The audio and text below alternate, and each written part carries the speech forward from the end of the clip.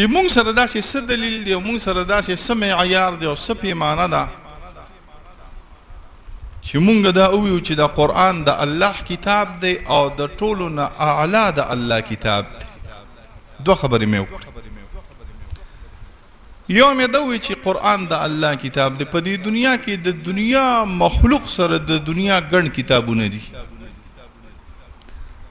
د انسان چې کله د څه نه خبر نه وي نو دا علم ډېر ښه شی دی، خو دا جهل هم یو عجیبه شی راغلی دی. ګوره علم بهترین شی دی، خو دا ناپوهتیا نه ده، دا دونه ښکلی شی راغلی دی.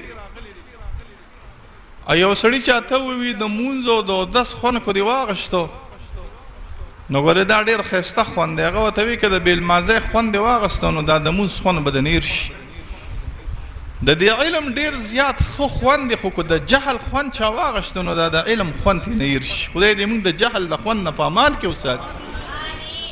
آن کس که نه داند و بداند که نه داند، وصف خری خویش به منزل برساند. و آن کس که نه داند و نه داند که نه داند، در جهل مرکب ابد الدهر بماند. یو سړی چې نه پوهېږي او په دې باندې پوهېږي چې نه پوهېږم نو دا به لږه ګزاره وکړي، او یو سړی چې نه پوهېږي او په دې هم نه پوهېږي چې نه پوهېږم نو د هغه نه دې خدای په امان کې وساته. نو دا جهل ناپوهتیا دا یو عجیبه شی دی. خدا ځان سره یاد وساتئ د دنیا په سرونو باندې، د دنیا په سر باندې د دنیا قومونو سره هر چا خپل کتاب اوچت کړی دی، او هغه وایي چې زما دا کتاب ستا د کتاب نه اعلی دی. بیا په دنیا باندې چې کوم کتابونه حکمرانۍ کوي لګیا دي او د دنیا قومونو تهذیبونو او تمدنونو د هغې عزت کوي، دی کې یو څو کتابونه داسې دي چې موږ د هغې د الهیت قایل یو چې دا د الله د طرف نه دي. یو څو کتابونه داسې دي چې د هغې ډېر زیات مانګ دی د دنیا په سر باندې، خلک یې ډېر زیات خوښوي، لکونه کروړونه اربونه خلک یې د سینې پورې نیسي او چپوي یې، خو موږ د هغې د الهیت قایل نه یو. تاسو ته د هندوانو دا کتابونو پته ده، د هندوانو کتابونو ته ګیتاګانې ویلې کېږي، ویدونه ورته وایي. د هندوانو غټ غټ کتابونو ته وید وایي، وید. د هندوانو غټ غټو کتابونو ته ګیتاګانې وایي، او دا ټول چې نه راجمع کې ګیتاګانې ویدونه نو یو غټ نوم یې وله ایښودلی دی مهابارت یا راماین. که راماین دی که مهابارت دی که ګیتاګانې دی او که ویدونه دي کتابونه دي، خو موږ د هغې د الوهیت قایل نه یو چې دا د الله د طرف نه را نازل شوی دی. یو ډېر ظالم سړی د دنیا په تاریخ کې تیر شوی دی چې صفاک او وحشي او زناور سړی او د انسانانو قتل ولا خوند ورکوه، هغې ته تاسو چنګیز خان وایې، او د هغه ټوله کورنۍ د مغولو او د هغه ټوله کورنۍ د تاتاریانو، هغه چوختیانیانو کو اغدایانو کو ارس بلا و بتر و اخر کې خلاکو خانو د دوی یو کتابو، او دا ټول سلطنت په دې باندې چلېده. یاسای چنګیزي به ورته وایي. څه به ورته وایي؟ یاسای چنګیزي. د دنیا دا نقشه چې راوالي نو د چین او د روس په منځ کې یو ملک دی منګولیا ورته وایي. په منګولیا باندې نن هم د یاسای چنګیزي حکومت دی او یاسای چنګیزي آیین دی د منګولیا دپاره. هغوی وایي دا یاسای چنګیزي د ټولې دنیا نه ټول نه بهترین کتاب را، خو موږ یې نه منو چې دا د الله د طرف نه دی. د دنیا په سر باندې چې چا د پیغمبرۍ دعوی کړي دي یا د هدایت دعوی کړي دي، په هغې کې یو سړی تیر شوی دی زرتشت. څه وایي ورته؟ نوم مو اورېدلی دی زرتشت. مزدکیان قدیم فارس، هغه یو کتاب لیکلی اوستا ورته ویل کېږي، او دا تاسو نن سبا چې په بمبئی کې او په کراچۍ کې یو قام اینه فارسیان ورته وایي، یو خو فارسیان په فې سره یو فارسیان په پې سره، دا ټول د دې تابع راغلي دي، دا اوستا تابع دي. ستاسو نه په تعداد کې عیسایان زیات دي، او تاسو سره چې په تعداد کې یو شان چلیږي نه هغه بودیسټ راغلي دي، بود مت ورته ویل کېږي. ګوتم بدھ نوم هم چېرته اورېدلی دی که؟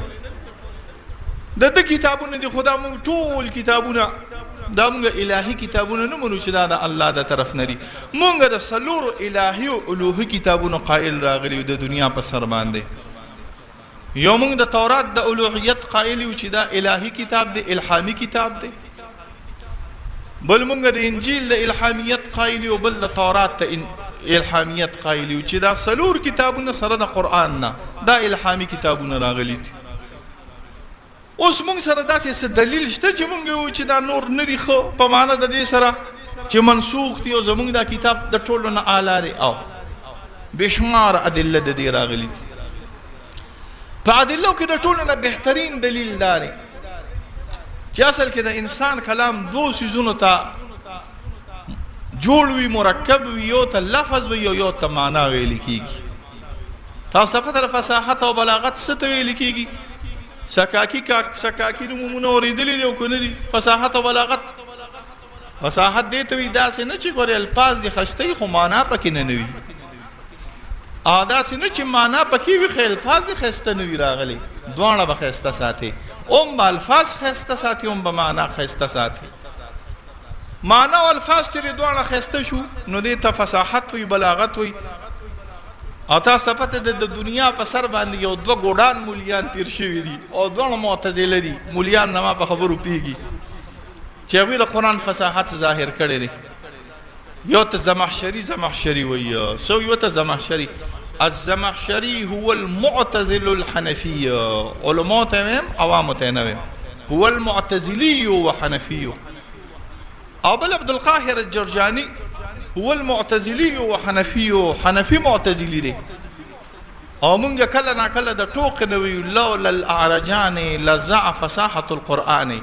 عارج څه ته ویل کېږي ګوډانو ته دا دواړه ګوډانو زمخشریم ګوډو او د زمخشري سره عبدالقاهر الجرجاني م ګوډ راغلی خو مونږ وی لولا الاعرجان لزع فصاحه القران کدا دواړه ګوډان نو د دې دواړو ګډانو د ادم د وجې نه فصاحت ته قرآن باندې خلک فی شوي نو فصاحت ته قرآن دې دواړو کسانو خولی دي یو زمخشري په صورت ته کشاف کې او یو عبدالقاهر الجرجاني په صورت ته اعجاز القرآن کې یا د اعجاز البیان طویل تفسیر راغلی دی خدا عجیبه انداز کې زمونږ دا عقیده ده چې د الله دا کلام په اعتبار د لفظ سره د الله راغلی دی ګورې دا یاد ساتئ ښه بیا زمونږ د حنابلو لږ غونتی اختلاف دی حنابله یو خبره کوي مونږ خبره هغې سره نه منو زما په خبره به علما پوه شوي یې هغوی د قدم د لفظ خبره کوي مونږ نه منو خو مونږ دا منو چې دا الفاظ د الله د طرف نه را نازل شوي دي په محمد رسول الله صلی الله علیه وسلم او چې څوک دا الفاظ اورېدي الفاظ اورېدو کې خوند راغلی دی فصاحت دې ته وایي چې الفاظ اورې ته نه تنګېږي ګوره که د دنیا ډېره غټه ښکلې سندره ولې نه وي راغلې او ډېره ښکلې غزل ولې نه وي راغلې خو چې یو ځل یې واورې دوه ځله یې واورې او درې ځله یې واورې نو په څلورم ځل به پې بیا نذیرګل قاري صاحب تنګېږي دا یاد ساته ګورې هسې خبره کوم ته اورې نه ګورې خدای دې په امان کې اوسات خو تنګېږي به پې او د دې وجه دا وي په دې وجه باندې پوهېږي هغه وجه عجیبه وجه راغلې ده ابن سینا کتاب لیکلی دی الشفا او د ابن سینا په الشفا کې لس جلد کتاب دی نیم جلد په موسیقۍ باندې ورکړی دی چې دا موسیقي څه ته ویل کېږي د موسیقۍ څلور کرښې وي او د څلورو کرښو کې دا کرښه کله داسې تلي کله داسې تلي کله داسې تلي کله داسې تلي دا اکثر د طالبانو ته وایم تاسو چېرته لیدلي دي پخوا زمانه کې چې دا خلق د خدای په قهر باندې اخته وو نو دا بینډونه به یې راوستل یادم شو که یادم نه شي د دې بینډ نه به مخکې یو بېوقوفه سړی روانو او هغه سره به یو کوتک و او کوتک به یې داسې داسې کوه تاسو چېرته یې نه دې بینډونو کښېنئ که نه نو ستاسو څه خیال دی دا کوتک هغې داسې داسې کښېني نو دا څه وایي ورته دا خبرې ورسره کوي څه وایي ورته خبرې زما باندې خبرو پوهېږې څه وایي ورته خبرې د موسیقۍ کې یو صنف دی ځان ته داسې ډمان کېنولی وي او د دې استاد سره وړه غوندې چمکګې وي او هغه داسې داسې کوي چېرته لیدلي هم دي که نه هم دي لیدلي زبرګان خو نه یې که نه داسې داسې کوي دا داسې داسې چې کوي دا څه وي دا ورته خبرې کوي ګورئ د دې خاص صنف دی یو خاص تعلیم یې دی د قرآن شریف عجیبه انداز دی دا سورة الرحمن نه دی خبرې خو عجیبه دي خو قوم خیر دی. دا سورة الرحمن نه دی، دکني ورته ویل کېږي په موسیقۍ کې. دکني څه وایي ورته؟ دکني. یو بیروي وي یو دکني وي، دې باندې پوی خلک پوهېږي. دا بعینه په دکنۍ کې روان دی. الرحمن علم القرآن خلق الانسان علم، دا بعینه په څه کې روان دی؟ په دکنۍ کې. او که تاسو وګورئ نو علم العروض د علامه خلیل فاعلا فعولا فاعلا فعولا، زما په خبرو رسئ که نه رسئ؟ بعینه سورة الرحمن و بعینه یا ایها المزمل په دې کې روان دی. خو مونږ ویو چې هلکه دې کې یو فرق راغلی دی. هغه فرق دا دی چې دا من جانب الاله دی، قرآن من جانب الاله دی، او دا نور چې راغلی دی من جانب الاله نه دی. وجه دا راغلی ده چې دا نور اورې نو تنګېږي به پې، او چې دا قرآن الفاظ هم اورې نو دې کې خیر و برکت دی، دې کې انشاءالله نه تنګېږي. ښه که قاري باسط صاحب 100 ځله اورې نو په 101 کرته تنګېږي نه، بیا به دې زړه راوچتېږي چې بیا وورم بیا وورم بیا وورم بیا وورم. دا اصل کې فصاحت او بلاغت وي. یو ناشنا خبره راته کوم، هغه ناشنا خبره عبدالقاهر الجرجاني ذکر کړې ده. هغه دا ده چې آیا د فصاحت او د بلاغت څه اخري نهایت شته؟ نو د درو څیزونو اخري نهایت نشته. ښه یو د حسن اخري نهایت نشته، دا ځان سره یاد ساتئ. یو نکته مې درته وویښه، د حسن اخري نهایت نشته. هغه اقبال وایي الله تعالی ته داسې د اشعارو په صورت کې الفاظ وي یا الله پاکه د دوو څیزونو انتها غواړم، یو د حسن انتها غواړم او یو د عشق انتها غواړم. خو زما دې قمقلتیا ته وګوره چې دا زه څه غواړم. یو د حسن انتها نشته، چې څونه حسین وي د هغه نه اخوا حسین پیدا کېږي، او چې څونه حسین وي د هغه نه اخوا حسین شته او که نشته شته. یو د عشق انتها نشته. دا ځان د صوفیو په نیز باندې د عشق انتها نشته. عشق یو سمندر دی او د سمندر تلل نشي کېدو، د عشق انتها نشته. یو د فصاحت او د بلاغت انتها نشته. دا یاد ساتئ ښه، چې څونه فصیح او بلیغ کلام او کې د هغې نه اخوا فصیح او بلیغ کلام کېدی شي او که نشي شي. ګورئ څونه فصیح او بلیغ کلام کې د الله د پیغمبر صلی الله علیه وسلم په زمانه کې. بعضې خبرې عوامو ته کوم، د الله د پیغمبر صلی الله علیه وسلم په زمانه کې بخاري ترمذي ټول نقل کړي دي. د دوی به تفاخر په کلام باندې یو دوه کسان راغله، یو ښکلی او بهترین تقریر یې وکړ. حضور صلی الله علیه وسلم ورته ناست و، خطیب رسول الله صلی الله علیه وسلم شماخ هغه ورته ناست. خلک حیران شو چې دې سړو د جاهلیت په زمانه کې چې له اسلام یې هم نه دی راوړی، دا دونه ښایسته خطاب یې وکړو.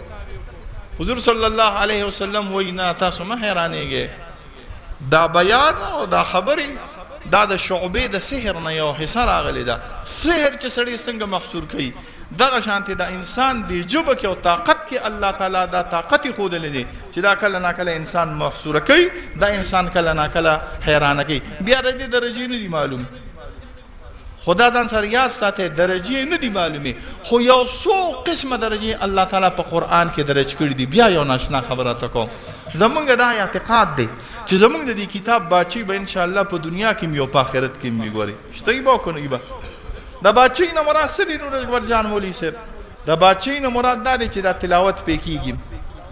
په آخرت کې به الله پاک د قرآن پاک تلاوت کوي. حدیث ته ترمذي دی الله تعالی به د سورة الرحمن تلاوت په خپله باندې کوي. ته سوچ وکړه، حدیث ته ترمذي دی د سورة یاسین تلاوت په الله تعالی په خپله باندې کوي. در منصور حدیث نقل کړی دی خو ضعیف دی، رواتو کې لږه فرق شته. چې هغه نقل کړي د سورة ملک او د یا ایها المزمل تلاوت پر رسول الله صلی الله علیه وسلم په خپله باندې کوي. یو تخت په د الله پیغمبر صلی الله علیه وسلم ته غوړېدلی وي، او په تخت باندې به د الله پیغمبر صلی الله علیه وسلم د تبارک الذی او سورة ملک تلاوت کوي. او سوچ کوه چې د چا نه را نازل شوي چې رب العزت دی، او چې په چا باندې را نازل شوي چې محمد رسول الله صلی الله علیه وسلم دی. چې د باسط او د رمضان او د پلانکي د ژبو نه خوند کوي، نو د محمد رسول الله صلی الله علیه وسلم د جمع مبارک نه به څونه خوند کوي. بیا دا لذت په نه ختمېږي. او په روح المانی کې یو اثر نقل کړی دی د جنتونو سار به وي پسې سره کېږي. جنتونو کې روز نشته، شپه هم پکې نه نشته، وخت یو شان ولاړ دی. خو زمونږ دا وختونه چې مونږ ته پته لګي چې سار شو نو مونږ یې په اذان سره سار کوو. هلکه وي سار شو ملا صاحب اذان وکړو، او په جنتونو کې چې کله سحر کیږي نو الله تعالی به د الحمدلله تلاوت یا جبرائیل علیه السلام به د الحمدلله تلاوت کی. دا به د جنت سحر راغلی چې یا الله تعالی یا محمد رسول الله صلی الله علیه وسلم دا به په جنت کې نورې فرشتې په تلاوت باندې نه دي قادر. دا خبره ما تاسو ته کړې ده بغیر د جبرائیل علیه السلام نه نورې فرشتې په تلاوت. نو دې جهان کې د قرآن بادشاہي ده او ان شاء الله په هغه جهان کې هم د قرآن بادشاہي.